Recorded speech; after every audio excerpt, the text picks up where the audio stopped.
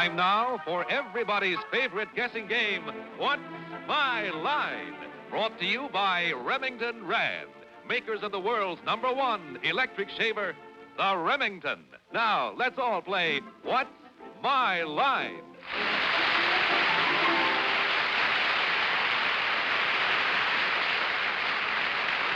Now let's meet our award-winning What's My Line panel. First, the popular Broadway columnist, Miss Dorothy Kilgallen.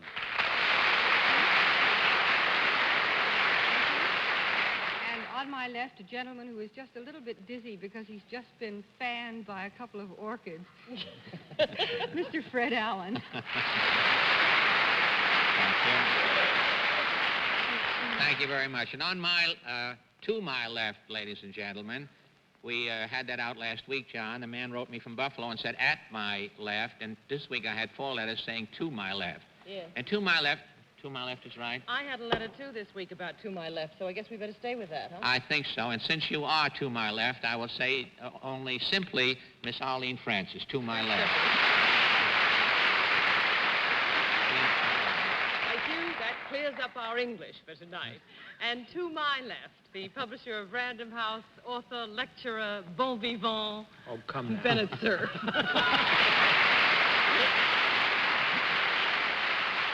Mighty nice having our 2 girls back again. Yes, we like it. And to my left, the famous news analyst, panel moderator, and the only man that I know of who has so far succeeded in talking himself into a guaranteed annual wage, John Charles Daly. Thank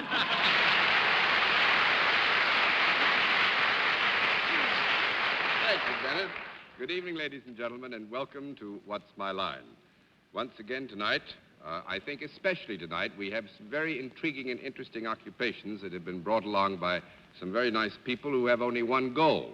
Same goal I have, to see if we can't stick this very nice panel of ours. We'll also have a famous guest challenger before these experts a bit later on, but I think right now is time for the experts to meet the first challenger whose line they're going to have to spot. So will you sign in, please, sir? Ed Fritz, right, sir?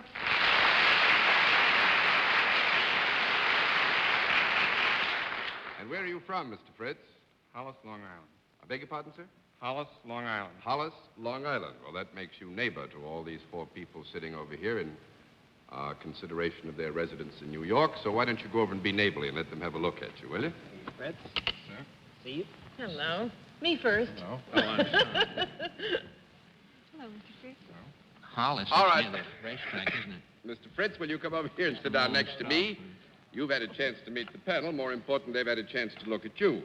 So we'll move forward now by giving the folks who are at home and those who are in the audience here with us a chance to know what your line is, and then we'll turn and see what we can do about fouling the panel up on just what it's all about.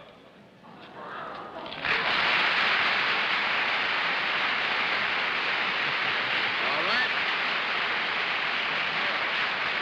Mr. Fritz, do you know how we score this operation? I believe so. Well, good. If you're all set, then we'll simply announce that you're salaried and begin the general questioning with Dorothy Kilgallen.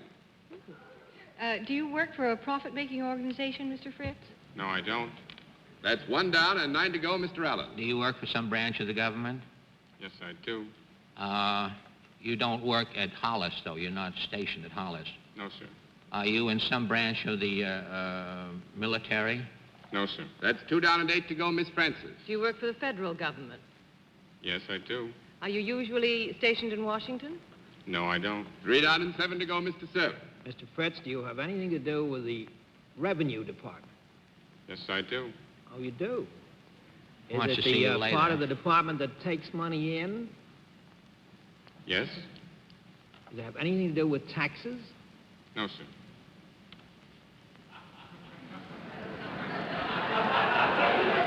Small conference.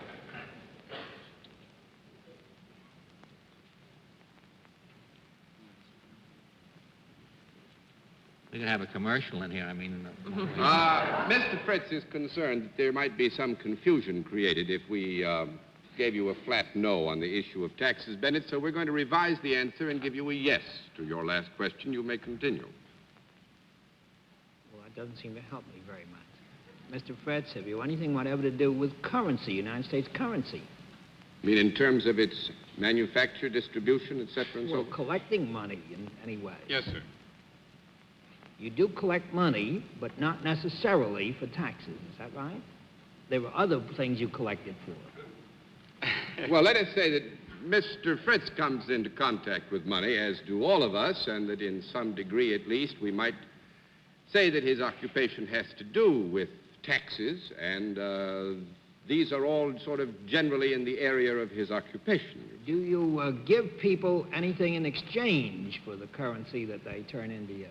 In the way of a license or some sort? No, sir. 4 down and 6 to go, Miss Kilgallen. May I assume that you are something other than an income tax examiner? Yes. I knew all of them. Do you have anything to do with stamps of any kind that would be put on anything like liquor? Well, I would say that Mr. Fritz has something to do with stamps that might be put on something. Yes, wouldn't you say you do? Yeah. Well, are you what they refer to down south when they talk about revenuers? Is he a revenuer? 5 down and 5 to go, Mr. Allen. Does he have anything to do, does he function at the racetrack? Function at a racetrack. Well, they have tax people who watch you at the $100 windows, I hear. But he doesn't do that, Fred. I'm sorry. They 6 arrest down. you at the $100 window.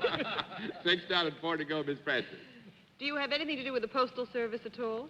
No, I don't. There you go. 7 to 3, Mr. Cerf. Do you have anything to do, Mr. Fritz, with duties or paying the people bringing things in? Paying anything to do with duties? Yes, I do. Did you happen to encounter one of the ladies on this panel, probably, when she came home with something? Yes. Did you? Well, they were both in Europe. I'll take a guess on the one who came last. Was it Miss Kilgallen? Yes, it was. Did she get away with anything?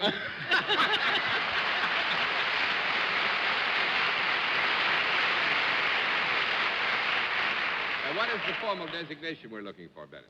Customs inspector. Customs inspector is right. United States government customs inspected Dorothy's luggage 2 days ago. Oh, You were so tired. Well, no, it was early in the morning, but now I thought I'd seen him somewhere in the movies or on television. I thought he Well, was an now, actor. here we go. He evidently let you get away with something. You wouldn't be so nervous. Well, They were all charming. not only that, but the nice thing is we got away with something here tonight. Of course, we're going to get all the way through. Mr. Fritz, thank you for coming and being our guest and for giving the panel a slight going over. Nice to have had you, sir, and what's my life?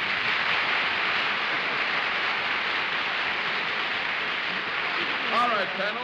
Let's see what you can do with the second challenger. Will you sign in, please, sir?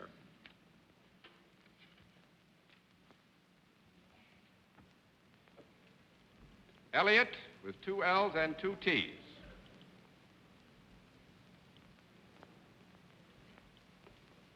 Elliot Wisprod, is that right, sir? And where are you from, sir? Alameda, California. Alameda, California.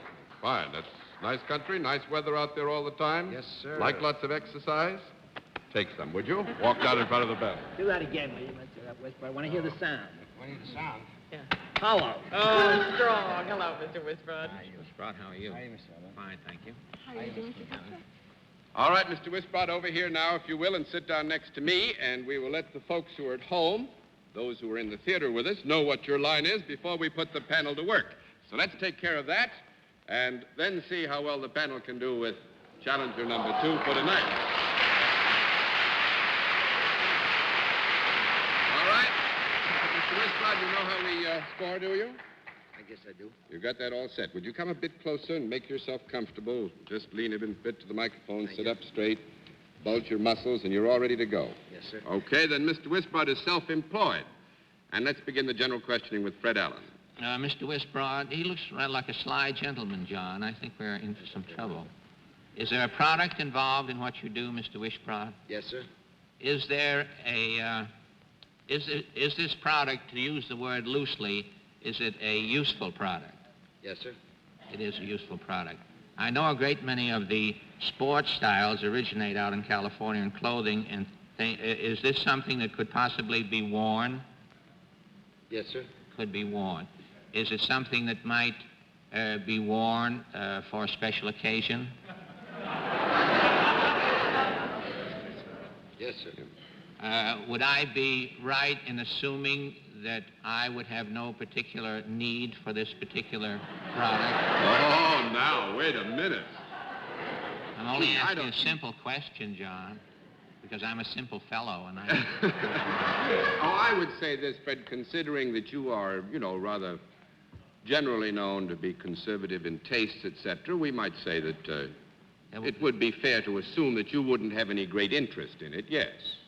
But, John, if words were automobiles, your mouth would be like the Lincoln Tunnel on a weekend. Well, tell me, could this product be worn by a woman? Yes, sir. If Dorothy was wearing one of these at the moment, could I tell?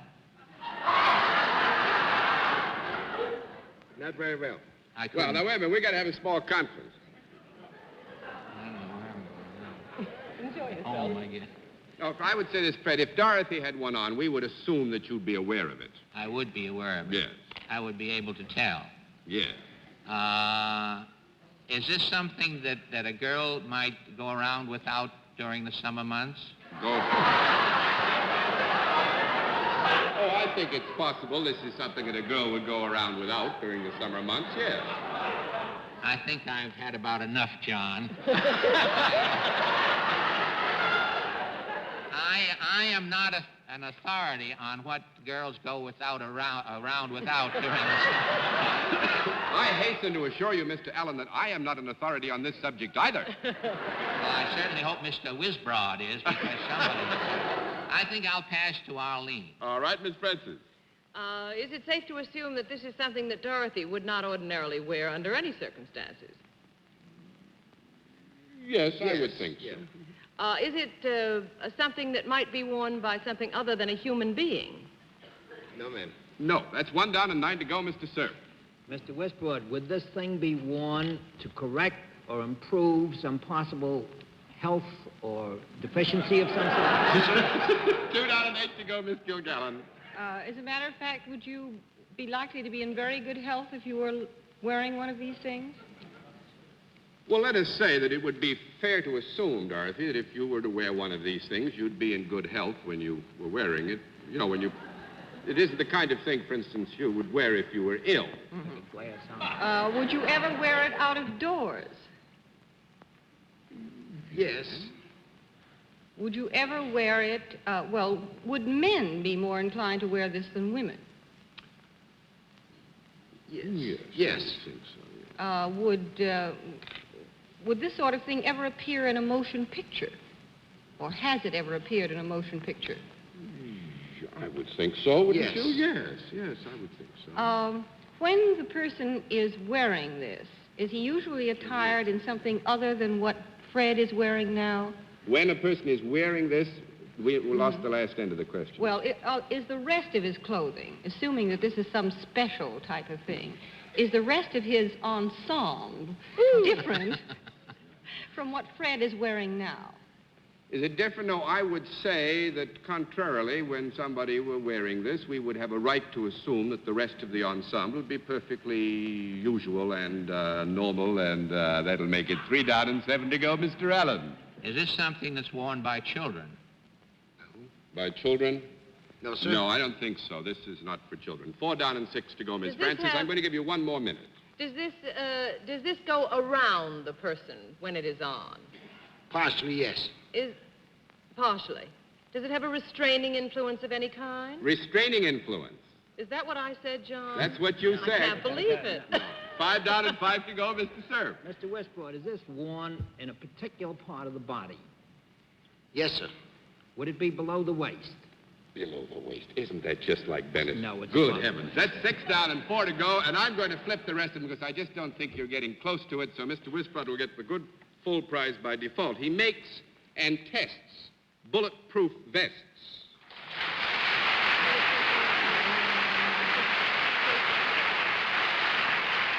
And very quickly, Mr. Wisbrod, tell me, what do you do to test these things?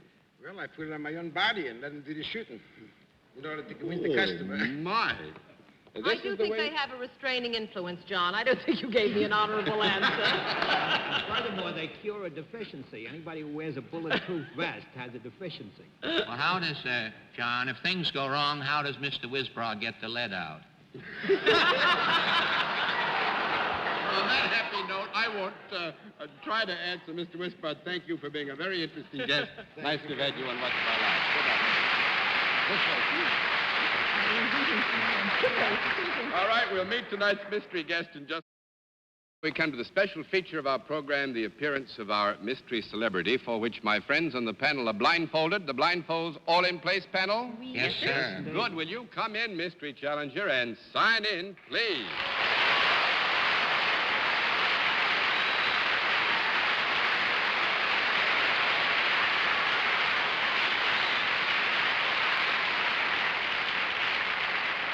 All right. Panel, as you know, we have the new rules to apply where the mystery challenger is concerned. You will ask one question in turn, moving clockwise, and we will begin the questioning with Mr. Bennett, sir. Well, they conducted burial services for the giants at the polo grounds today. Did you participate in any way in these solemn ceremonies? That's one down and 9 to go, Miss Kilgallen. Did you ever pose for a picture on a grating with your skirts blowing up? What? No, was the answer to that. 2 down and 8 to go, Mr. Allen. Are you a girl? In the sense of the word, did we use it? You are a girl. Are you a performer? Have you ever been in television? Do you sing? Have you been in pictures? That's 3 down and 7 to go, Miss Francis.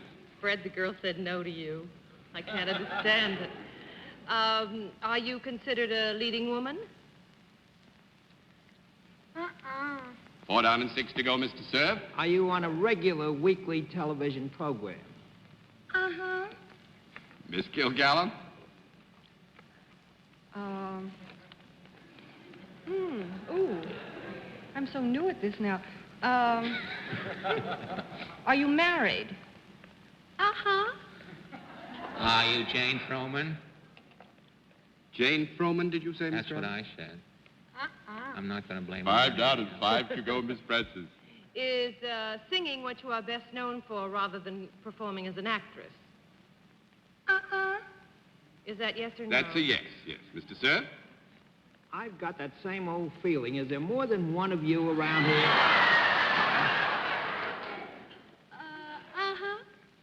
Miss Kilgallen? Are you chiefly known for the records you make? That is, I should say that our guest is very well known for the records, but there are other aspects of the talent which are equally well recognized. Mr. Allen? Are you the McGuire sisters? Yes.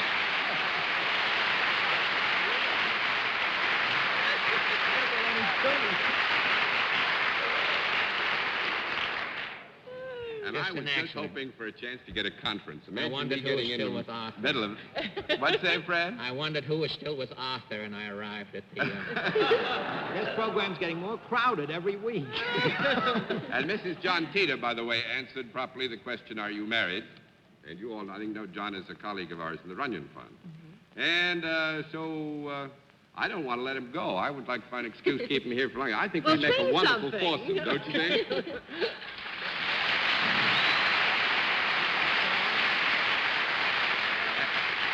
I'm sure, Arlene, you don't really want me to sing.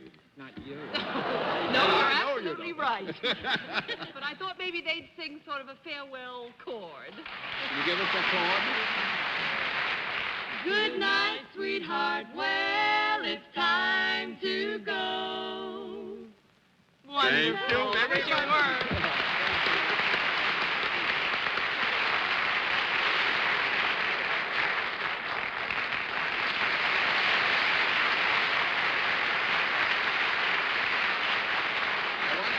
Lucky enough to come back from Louisville on an aeroplane with the 3 McGuire sisters sitting in the 3 seats behind Bob Constantine and myself, and they sang all the way from Louisville to Washington. Best airplane ride I ever had.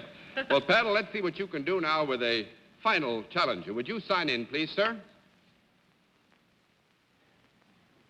Jack?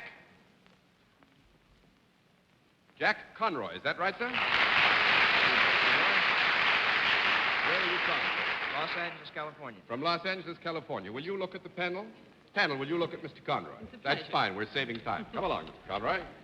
Now, we're going to dispense with your chance to get over there and let them get a closer look at you, and we'll move right on to letting the folks who are at home and the folks who are here in the theater know exactly what your line is. That taken care of, we'll see if we can't give the panel a really rough last 2 minutes. All right, you know how we score this, Mr. Conroy? Yes, I do, Mr. Good. Bailey. I will then announce that you're self-employed, and let's begin the general questioning with Miss Francis. Is there a product connected with what you do, sir? Yes, there is. Is it useful? Yes. Is it found in the home? Sometimes. Is it used by both men and women? Yes, it is. Do they enjoy using it? Yes, they do. Oh, I'm glad. Is it something that you can hold in your hand? No, it isn't. No, not quite. 1 down and 9 to go, Mr. Cerf. Mr. Conroy, is this product used in motion pictures in any way? Sometimes. Everything's used in motion pictures. That's right. That's why I said sometimes. If it's used, is it used in the dressing room rather than on the set? No, I'm afraid not. No, I wouldn't think so. That's 2 down and 8 to go, Miss Kilgallen. Is this thing ever alive? Has it been or is it now? No. 3 down and 7 to go, Mr. Allen. When this is used, does it beautify the person it's used on? I would say this. If this was used to its full potential and the goal sought was beautification, that it's possible that some element of improvement could be charged specifically against this product. If my Scrabble board ever starts talking, John, I don't know what to expect. I mean, is it used is primarily for women? No, it isn't. It isn't. 4 down and 6 to go, Miss Francis. But if you can't hold it in your hand, is it bigger than that old bread box? Yes, it is. Does it have any moving parts? Yes, it does. Do you have to connect it with something electrically? Yes. Yes, John. Now, there's no use you're trying to be hasty. I'd like to, John. Does it do something like reproduce anything of any kind? No, it doesn't. 5 down and 5 to go, Mr. Cerf. Is it used in any way in transportation? No, it isn't. 6 down and 4 to go, Miss Kilgallen. Is it fun? Yes, I think so. It gives pleasure Yes, it does. to other people as well as to you. Yes. When it's not found in the home, is it found in a place of amusement? Yes. Could be, yes. Is it bigger than a telephone booth? Yes. It is big. Is it anything you'd find in or around a theater?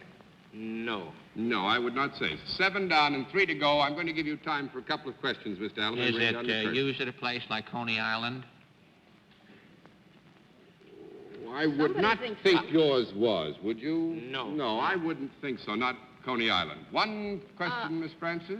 Is it anything that children play on like seesaws or barrels of love and things children? That's Crooked mirror? We're going to flip the lid on him, because actually this is Mr. John Conroy, who builds swimming pools. Oh, God. Yes. But more than that, this is Mr. John Conroy, who flew an F-86 Sabre jet from Los Angeles to New York and back to Los Angeles for breakfast, lunch, and dinner. And you didn't recognize it.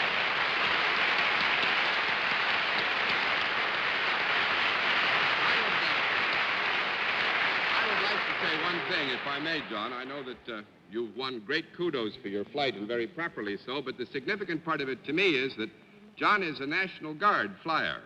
And by golly, this shows the kind of training and standard of readiness the National Guard maintains. He's a great credit to his service and a great credit to the whole air game. And a great credit to you his very swimming pool. And a great credit to his swimming pool. And our thanks for being a wonderful guest on Thank What's you, My Mr. Line. Myers. Nice to have you with us, sir.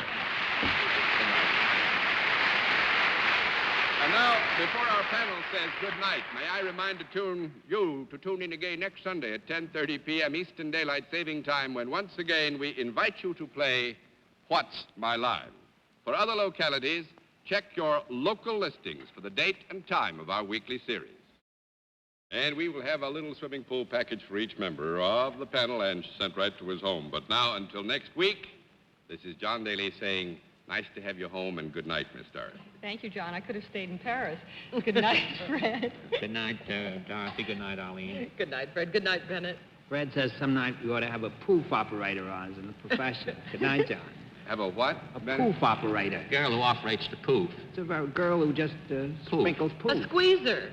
Oh, no, really? Is that what that means? I didn't know. Imagine me not... Well, for heaven's sake. Then it's nice to be able to say good night to the panel and good night to everyone at home and here in the theater, and thanks for being with us on What's My Line?